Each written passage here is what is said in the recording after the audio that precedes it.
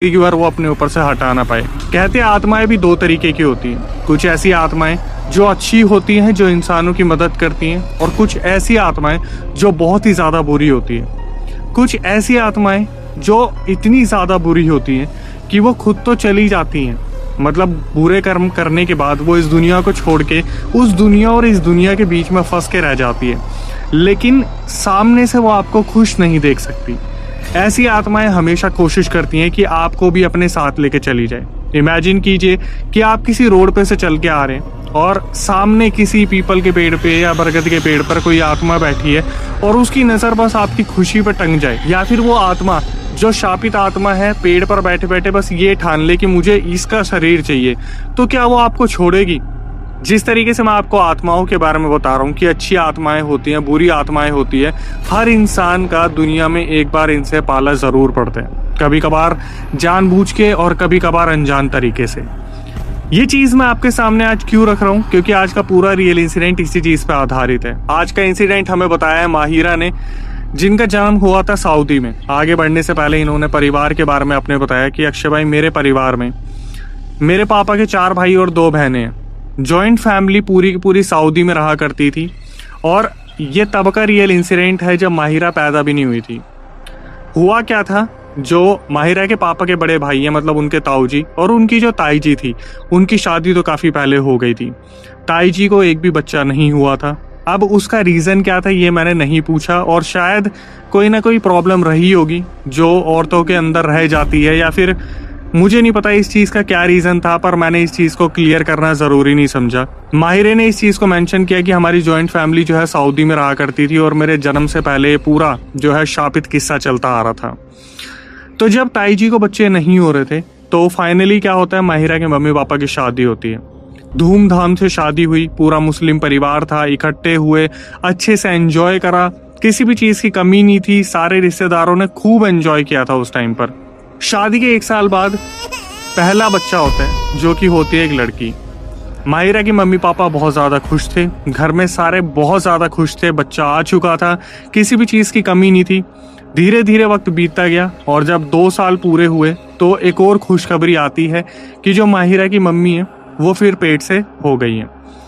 इस टाइम पर माहिरा का जन्म नहीं हुआ था, माहिरा 3rd चाइल्ड थी। लेकिन जब 2nd बच्चा होने वाला था, तब इनकी दादी ने, माहिरा की दादी ने घर में कुछ ऐसी अनाउंसमेंट कर दी जिसको सुनने के बाद एक हड़कंप सा मच गया था, और ये चीज़ माहिरा की मम्मी से छुपाई गई थी। मतलब दादी ने ताई जी को ये कमिटमेंट दिया कि अब माहिरा की मम्मी से जो दूसरा बच्चा होगा वो ताई जी को दिया जाएगा। ये चीज़ माहिरा की मम्मी को बिल्कुल भी पता नहीं थी, और एक्सपेक्टेड भी नहीं थी कि घरों में ऐसी चीज़ें होती हैं। जब दूसरा बच्चा हुआ, तब जो ताई जी थी वो बहुत ज़्यादा खुश थी। उन्हें लग रहा था कि ये जो दूसरा बच्चा होगा ये मुझे मिलेगा, और जो बच्चा हुआ था वो एक लड़का हुआ था। माहिरा की मम्मी को जब ये पता चला तो उनको बहुत बुरा लगा कि जो दादी जी हैं उन्होंने इस तरीके की कोई कमिटमेंट ताई जी को दे रखी है कि दूसरा बच्चा जब होगा तो वो उनको सौंप दिया जाएगा। जब ये चीज़ माहिरा की मम्मी को पता चला तो उन्होंने ताई जी से सीधा सीधा बोल दिया कि देखो, मैंने अपने पेट से बहुत मुश्किल से बच्चे को जन्म दिया, और मैं बिल्कुल भी अपने बच्चे को किसी को देने वाली नहीं हूँ। यहाँ पर जो ताई जी थी उनका मुंह बन गया था, वो बहुत ज़्यादा एक तरीके से अपसेट सी हो गई थी। मैं ये तो नहीं बोलूँगा गुस्सा हो गई थी या वो बहुत ज़्यादा क्रोधित हो गई थी, ऐसा बिल्कुल भी नहीं था। जो ताई जी थी वो बहुत ज़्यादा गिल्ट में थी कि वो एक बच्चा पैदा नहीं कर पा रही है, और बच्चे की चाह, आपको पता है कि बच्चे का जो सुख होता है वो इस दुनिया का सबसे बड़ा सुख होता है। ताई जी का मुंह बन गया था, और सारे रिलेटिव्स ने इस बात को आया गया कर दिया। धीरे धीरे जो फर्स्ट बच्ची थी वो बड़ी हुई, जो लड़का था वो बड़ा हुआ।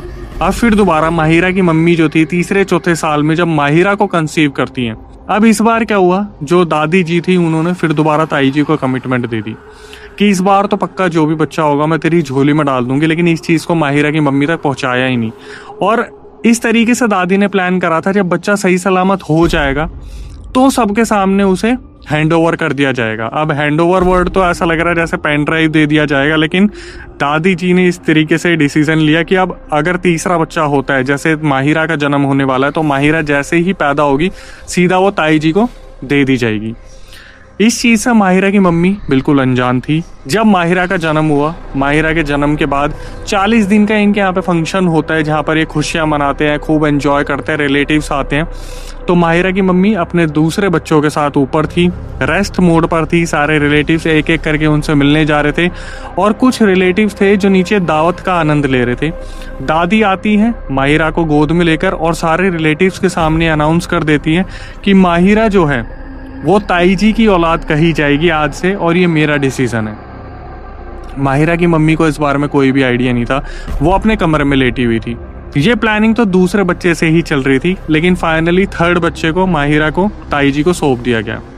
अब जब रिलेटिव्स घूमते फिरते माहिरा की मम्मी के पास गए तो उन्होंने बताया कि दादी जी ने ऐसे ऐसे अनाउंसमेंट कर दिए नीचे, और अनाउंसमेंट होते ही ताई जी ने माहिरा को अपनी गोद में ले लिया। और ताई जी जो है उन्होंने माहिरा को जैसे ही गोद में लिया, उन्होंने एक नया नाम निकाल दिया कि मैं इसे सना के नाम से पुकारूंगी और आज से इसका नाम सना है। अब इस चीज के बारे में माहिरा की मम्मी को कोई अंदाजा नहीं था, लेकिन शक तो कहीं ना कहीं था, क्योंकि जब भी तीसरे बच्चे के जन्म के टाइम पर जब भी माहिरा की मम्मी की तबीयत खराब होती थी तो वहां पर ताई जी आ जाती थी फटाफट, और अच्छे बुरे में हमेशा ताई जी खड़ी रही थी। तो मतलब मैं ये कहूँगा कि ताई जी का कभी भी कोई गलत इंटेंशन नहीं था। हालांकि माहिरा ने हमेशा ताई जी को ताई मम्मा करके बुलाया कि ताई मम्मा ने मेरा ध्यान रखा, ताई मम्मा ने मेरा ध्यान रखा। तो उन्होंने बताया कि इनकी जो ताई मम्मा थी वो हमेशा माहिरा की मम्मी के पास रहती थी। जब भी थर्ड डिलीवरी के टाइम पर उनकी तबीयत खराब होती थी, वो हमेशा उनके पेट पे हाथ सहलाती रहती थी। तो उनकी आंखों में दिखता था कि ये जो तीसरा बच्चा आने वाला है ये मुझे चाहिए, मुझे एक बच्चे की ज़रूरत है। लेकिन जैसे कि मैंने बताया कि रिलेटिव्स ने जाकर ये चीज़ माहिरा की मम्मी के सामने बता दी, तो माहिरा की मम्मी बहुत ज़्यादा गुस्सा हो गई और वो सीधा नीचे आती है और ताई जी के हाथ से अपनी बच्ची माहिरा को छीन लेती है। तो माहिरा की मम्मी ने जब ताई जी के हाथ से अपनी बच्ची को लिया, मतलब माहिरा को लिया, तो सामने सबके रिलेटिव्स के बोल दिया कि मैं अपने किसी भी बच्चे को किसी को नहीं देने वाली हूँ। और दादी जी को ये चीज़ बोल दी कि आप अडॉप्ट करवा लो, लेकिन इस तरीके से किसी माँ से उसका बच्चा मत छीनो। ये सारी चीजें जो रिलेटिव्स के सामने हुई ये नहीं होनी चाहिए थी एक तरीके से, क्योंकि रिलेटिव्स को इन सब चीजों से क्या मतलब है। उनके लिए तो एक मुद्दा बना हुआ था और वो दावत एंजॉय करने आए थे, लेकिन ये जो लड़ाई झगड़े उन्होंने देख लिया तो उनका बहुत ज्यादा मन खराब हो गया। अब इन सब चीजों को बीतते टाइम नहीं लगा, और जब माहिरा 9 महीने की हो गई तो ताई जी बड़े होते हुए माहिरा को देख रही थी, और जो ताई जी थी वो उनका ध्यान रखा करती थी। तो ये चीज माहिरा की मम्मी को पसंद नहीं आती थी कि ताई जी इतना ज्यादा ध्यान रखती है। उन्होंने क्या करा, बार बार टोकना शुरू कर दिया, और ताई जी ने फाइनली एक डिसीजन लिया जो शायद इस दुनिया का सबसे घटिया डिसीजन था। जब माहिरा 9 महीने की हुई तो ताई जी एक दिन सोने जाती है, और अगले दिन सुबह जब सारे रिलेटिव उठाने जाते हैं, क्योंकि नमाज का टाइम हो रहा था सुबह 5:30 बजे का, तो पता चलता है कि जो ताई जी थी वो उठी ही नहीं। ताई जी के जो भाई थे वो डॉक्टर थे, तो इन्होंने क्या करा, स्लीपिंग पिल्स मंगाई थी उनसे, ये बोल के कि मुझे नींद नहीं आती। तो एक पत्ता मंगवा के उन्होंने उसी रात सारा पत्ता खा लिया, और वो सुबह उठी ही नहीं। डॉक्टर को बुलाया गया और डॉक्टर ने साफ साफ अनाउंस कर दिया कि जो ताई जी अब वो इस दुनिया में नहीं रही, तो फिर इनको अंतिम विदाई के लिए ले जाया जाए। और फिर जो इनके यहाँ पर रीति रिवाज होते हैं, जो क्रियाक्रम की सारी चीज़ें होती है वो मुस्लिम समाज में, वो सारी चीज़ों के साथ ताई जी को वहाँ पर आखिरी विदाई दी गई। अब यहाँ से एक चैप्टर क्लोज हो गया और दूसरा चैप्टर शुरू हुआ, जिसको सुनने के बाद आपके पक्का रोंगटे खड़े होने वाले हैं, क्योंकि ये चीज़ें अब आगे बढ़ने वाली हैं। अब जब माहिरा 1 साल की हो गई थी, तो जैसे कि मैंने बताया कि ताई जी तो इस दुनिया को छोड़ के जा चुकी थी, तो जब 1 साल की माहिरा हुई तो इस घर में अजीब अजीब सा हादसे होने शुरू हो गए। सबसे पहले जिस घर में रहा करते थे उसमें एक बेसमेंट हुआ करता था, जिस बेसमेंट में दादी अपने राशन का सारा सामान रखती थी पूरी जॉइंट फैमिली के लिए। मतलब जॉइंट फैमिली को अगर किसी भी चीज़ की ज़रूरत है तो वो जाके सीधा बेसमेंट में से सामान ले सकती हैं। लेकिन इस बेसमेंट में अजीब अजीब सी चीज़ें होना सबसे पहले शुरू हुई। राशन के सामान में से राशन ख़त्म होना शुरू हो गया। मतलब अचानक से वहाँ पर, जैसे आटे की बात करें तो आटा कम हो जाता था, अगर दाल की बात करें तो दाल कम हो जाती थी, चावल की बात करें तो चावल कम हो जाती थी। तो पहले 2-3 महीनों में तो ऐसा लगा दादी को कि घर में मेहमान आते हैं तो राशन बहुत ज़्यादा यूज़ हो रहा है। और इन सब चीज़ों में एक नई चीज़ होना शुरू हुई कि 1 साल जब हो गया था माहिरा को तो उनकी तबीयत बहुत ज़्यादा ख़राब होने लगी थी। और तबीयत खराब होने के बाद जैसे 2 पहले बच्चे ऑलरेडी थे माहिरा की मम्मी को, तो मम्मी उनका भी ध्यान रखती थी, साथ में माहिरा का भी ध्यान रखने की कोशिश करती थी, लेकिन तीनों बच्चों का ध्यान एक साथ रखना पॉसिबल नहीं हो पाती थी। तो कितनी बार ऐसा होता था कि शाम के टाइम पे या दोपहर के टाइम पे या रात के टाइम पे जब माहिरा की मम्मी किचन में खाना बना रही होती थी तो माहिरा को वो हंसते हुए बात करते हुए ऐसा महसूस होता था जैसे कोई ना कोई माहिरा के आसपास है। मतलब एक तरीके से अगर मैं बताना चाहूँ तो माहिरा को अगर आप बेड पर अकेला छोड़ दोगे तो माहिरा बहुत देर तक तो रोती रहती थी, फिर अचानक से वो हंसने लग जाती थी, खेलने लग जाती थी, ऐसा लगता था कि माहिरा किसी के साथ खेल रही है। इनकी मम्मी ने किचन से आके देखा, जब भी वो कोई सामान ले रही होती थी, दे रही होती थी, काम कर रही होती थी, तो अक्सर ऐसा हुआ करता था कि माहिरा पता नहीं किससे बात कर रही होती थी, किसके साथ खेल रही होती थी, हंस रही होती थी, कभी रो रही होती थी।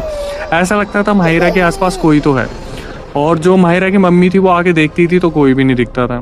फिर इसके बाद फिर नई घटनाएं होना शुरू हुई कि माहिरा अपने मम्मी पापा के बीच में सोती, जो दूसरे भाई बहन थे वो भी मम्मी पापा के बीच में सोते थे, लेकिन जब ये सुबह उठते थे तो ये देखते थे माहिरा वहां से गायब है। माहिरा को हर तरफ ढूंढा जाता था लेकिन माहिरा नहीं मिलती थी, और आखिरी में फिर पता चलता था कि माहिरा उसी बेसमेंट में खेल रही है जहाँ पर राशन गायब हुआ करता था।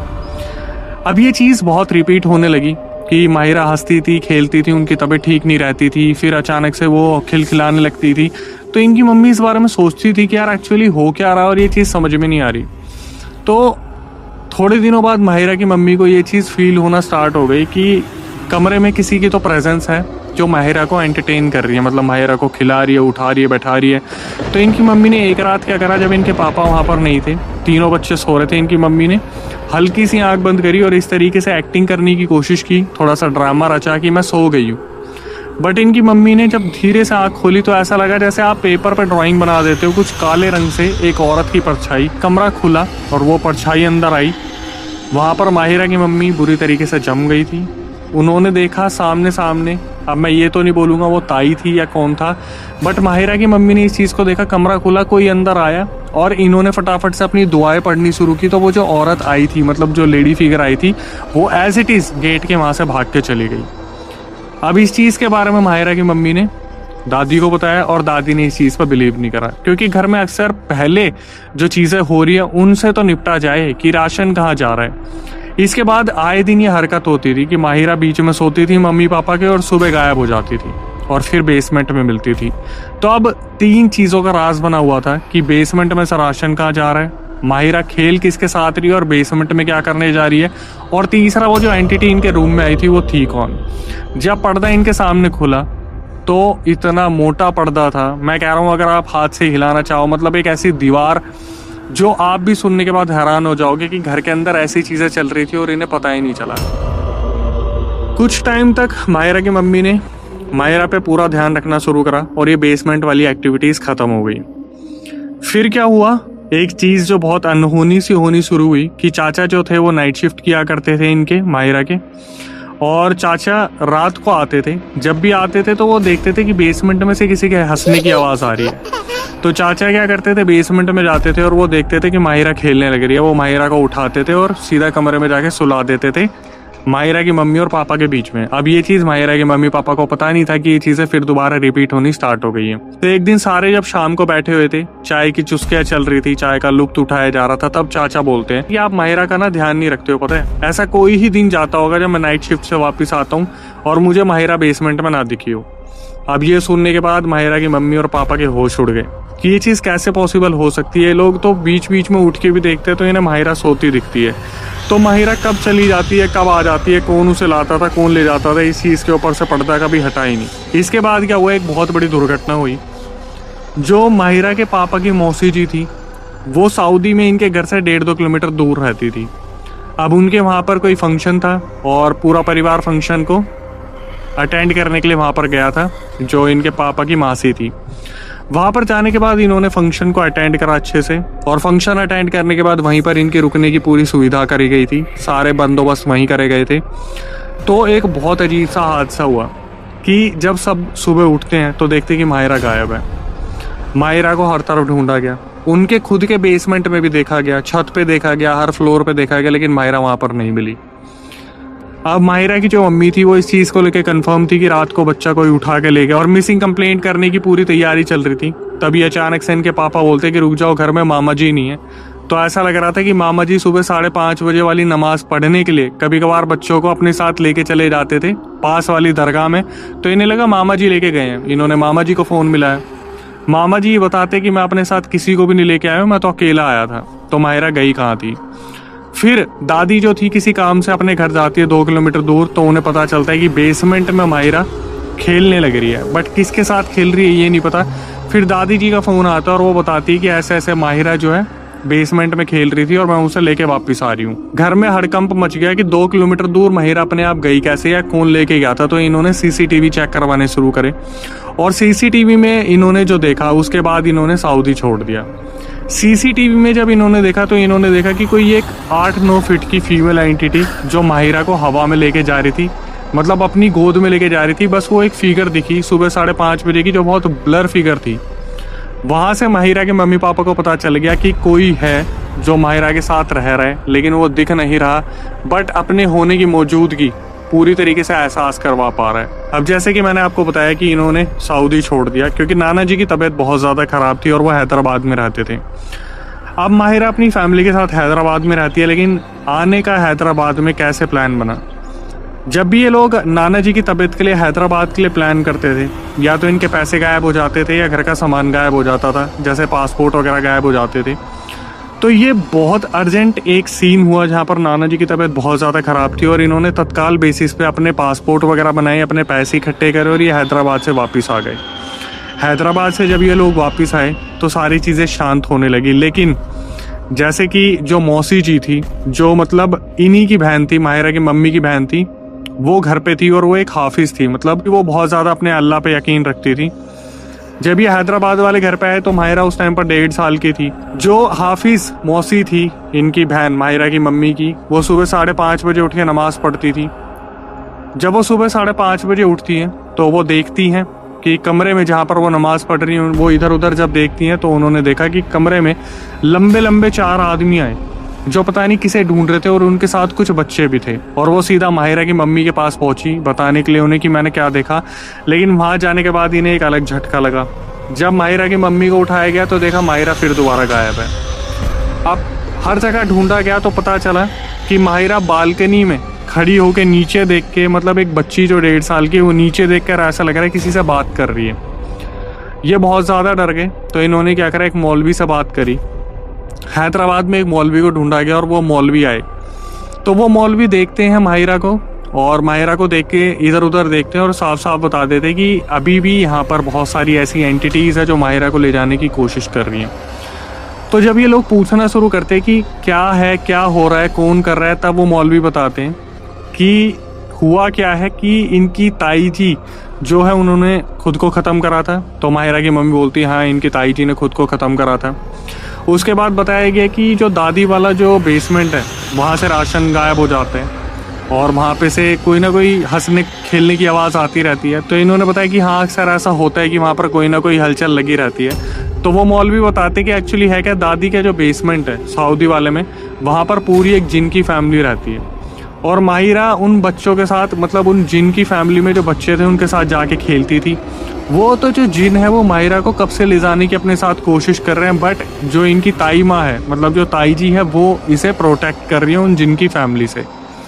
अब जब ये लोग यहाँ पर आ गए हैदराबाद में तो वो जिन की फैमिली ढूंढती ढूंढती यहाँ तक आ गई क्योंकि उनके बच्चे बार बार जिद कर रहे कि हमें माहिरा के साथ खेलना है। अब ये सुनने के बाद इनके जो है ज़मीन खिसक जाती है पैरों तले कि भाई ये कैसे पॉसिबल हो सकता है, ये तो इन्होंने फिल्मों में सुना है कि जिनकी फैमिली होती है। तो मौलवी कंफर्म करते हैं कि मैं आपको 100% श्योर बता सकता हूँ कि वहाँ पर जिन का परिवार रह रहे हैं और वो अभी भी रह रहे हैं। आप अपनी दादी से पूछेगा, उन्हें पता होगा। तो जब दादी जी से पूछा गया तो दादी ने ये चीज़ हाईलाइट की कि मेरे को थोड़ा तो अंदाज़ा था कि हमारे बेसमेंट में कुछ ना कुछ होता रहता है, लेकिन ये नहीं पता था कि वहाँ पर जिन का परिवार रहता है। अब ये लोग हैदराबाद से रिक्वेस्ट करते हैं दादी को कि आप सब कुछ छोड़ के यहाँ पर आ जाओ, लेकिन दादी ये बोलती कि ऐसा है, मैंने बहुत पैसा लगा के, बहुत पैसा जोड़ के घर बनाया, मैं अपने घर को नहीं छोड़ूंगी। तो दादी के साथ कुछ परिवार है जो वहाँ पर रह रहे हैं और ये लोग जो है हैदराबाद में शिफ्ट हो गए, जहाँ पर ये हैदराबाद में ही रह रहे हैं। अब ये सारी चीज़ें जब पता चली तो इन सब चीज़ों को रोकने के लिए जो मौलवी आए थे उन्होंने एक ताबीज़ दिया माहिरा के लिए और ये बताया कि ये ताबीज़ रक्षा करेगा, बट ये ताबीज़ उतरना नहीं चाहिए। तो जब माहिरा 8-9 साल की हो गई थी तो चाचा जी कहीं घुमाने लेके गए थे माहिरा को और वो तावीज़ अपने आप उतर गया। अब माहिरा के साथ ये चीज़ें बहुत आम तौर पे होती है जहाँ पर उन्हें फील हो जाती है कि एंटिटीज़ उनके आगे पीछे है, लेकिन उनकी ताई जी आज भी उनकी रक्षा कर रही हैं, क्योंकि उनकी ताई जी का मानना है कि वो माहिरा नहीं है, वो सना है, वो उनकी बेटी है और वो हमेशा उनका ध्यान रखेगी। ये चीज़ तो मौलवी ने भी बताई थी कि जो ताई जी हैं वो हमेशा माहिरा का ध्यान रखेगी, क्योंकि उनकी नज़र में ये उन्हीं की बेटी है। बहुत सारे ऐसे इंसिडेंट है जो माहिरा ने बताई कि उसके बाद भी होते आए हैं, जो कि मैं किसी और वीडियो में बताऊंगी, क्योंकि शायद बताते हुए उन्हें काफ़ी डर लग रहा था, क्योंकि रात को उन्होंने हमसे रिकॉर्डिंग शेयर की है और अपनी बुआ जी के साथ बैठ के उन्होंने एक एक चीज़ बारीकी से पूछी, फिर हमें कंफर्म करा, अगर वो कहीं गलत होती थी फिर दोबारा बुआ जी से कंफर्म करती थी, फिर बताती थी। अब देखिए सेकंड थर्ड जो भी पार्ट आता है उसका हमें इंतज़ार रहेगा, जहाँ पर माहिरा बताएंगी कि उसके बाद क्या हुआ और अभी उनके साथ क्या क्या चल रहा है। लेकिन यहाँ से moral of the story conclusion जो निकल के आता है, हर आत्मा बुरी नहीं होती, हर आत्मा ज़रूरी नहीं है कि आपके बुरे में ही हो, कुछ आत्माएं आपको बचाती भी है। जैसे पूर्वज की हम बात करते हैं, पितरों की बात करते हैं, जब हमारे पितर इस धरती को छोड़ के जाते हैं पितृ योनि में, तब हमारी रक्षा करते हैं। लेकिन जो चीज़ें ज़रूरी होती है, जैसे श्राद्ध का टाइम होता है तो श्राद्ध पर हमें उनका ध्यान रखना चाहिए, उनका पिंडदान, बहुत सारी ऐसी चीज़ें होती हैं जो आज की जनरेशन नहीं जानती, अपनी कुल देवी देवताओं के बारे में नहीं जानती, जिन्हें जानने की बहुत ज़्यादा ज़रूरत है, क्योंकि आपके पितर, आपके बड़े जो इस दुनिया में नहीं है, वही आपकी रक्षा करेंगे। आपके कुल देवी देवता, आप जिनको मानते हैं भगवान, उनकी हमेशा पूजा कीजिए, उनका सम्मान रखिए, वही आपको बचाने वाले हैं। इसके बाद हमेशा से जो मेरी रिक्वेस्ट होती है, जो नए व्यूअर्स हमारे चैनल पे आए, चैनल को सब्सक्राइब कर लीजिए, बेल नोटिफिकेशन ऑन कर लीजिए और इस वीडियो को पहुंचा दीजिए वहां तक जहां तक आपको पहुंचाना है, जहां तक आपको सही लगता है। इसके बाद दूसरी